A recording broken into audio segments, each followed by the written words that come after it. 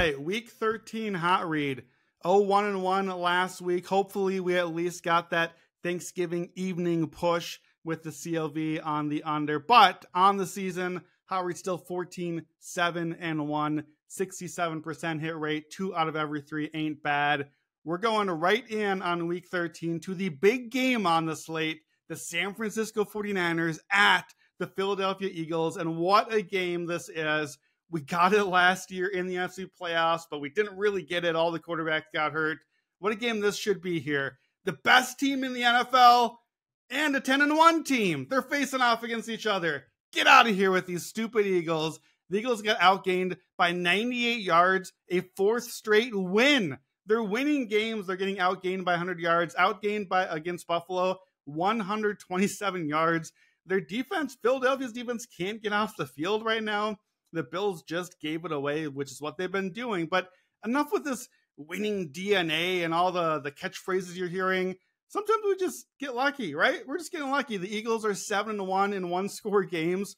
5 of those wins are against teams that are 500 or worse. So it should be more important to us that the Eagles are getting into these tight coin flip finishes against subpar teams or average teams than it is that they're actually beating them with some luck at the end.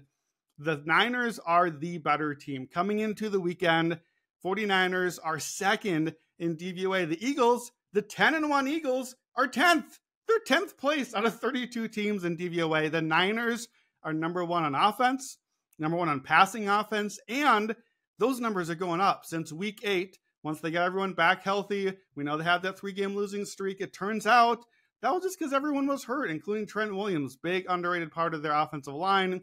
Now they're all back. They're rolling again. They rolled right through Seattle on the road that Thanksgiving night game. The Eagles are going the opposite direction. Eagles pass defense, 19th by DVOA and trending down. They just aren't able to get off the field right now, especially on 3rd down on Sunday. Bottom half of the league DVOA on defense. That is not the profile of a 10-1 team, which is kind of what we're seeing here. So in particular, this matchup, this is one I've had circled since early in the season. We knew this was coming. I think this is a matchup that leans totally in the Niners' favor because of the middle of the field. The Eagles defense invests heavily on the line and at cornerback. They did not bring in linebackers. They were getting killed Sunday. Couldn't even get off the field against the Bills, who don't even run the ball that much. And they're just running like 3-4 times straight up the middle, first downs late in the game. Again, should have kept with it and won the game, but the Niners are going to stick with that sort of thing. The middle of the field is where the Niners live. This is where they thrive. On defense, you got Fred Warner, you got Dre Greenlaw. They control the middle of the field. That's where San Francisco is elite defensively, up against that run that Philly is so good at and those middle passes.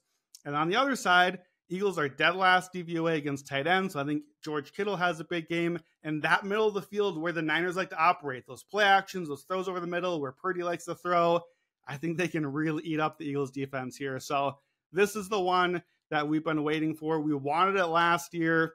We didn't really get to see it with all the injuries. We're getting it now. I'm grabbing it right away. Give me the 49ers minus 115 on the money line. They are the better team. We're going to fade the Broncos too. Go right back to Texans Island. Give me the Texans minus 2.5 against the Broncos. Denver continues to have insane turnover luck. The Browns had 5 fumbles on Sunday, and of course, only recovered 2 of them. Denver is getting these easy points off of that. They've now faced a 3rd-string quarterback 2 weeks in a row. Those 5 wins that they've had, 4 of those are in Denver with the atmosphere there, with the we know how good Denver is at home. Denver is much worse on the road. By offense especially, their fringe top 10 offense at home. We saw them do a little bit against Cleveland, a tough defense, but they're a bottom 7 defense on the road by DVOA.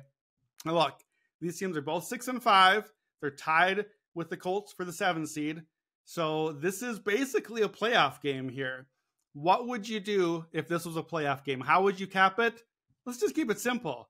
How about the better team with the better quarterback, the better coach playing at home, right? It's not that hard. It's minus 2.5. Basically, we're saying these teams are rated about equally, and given the home field advantage, I don't think these teams are rated equally for me. Denver's defense has gotten much better as the season has gone along.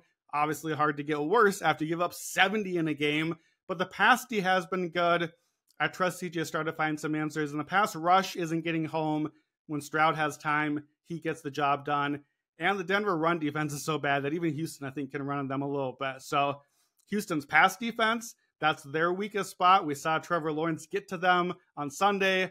I don't think Russell Wilson can do that anymore. And they don't really scare anyone on that side of the ball. So -2.5, that's below the key number. You know how that goes. You might get a -3 by the time that you grab this.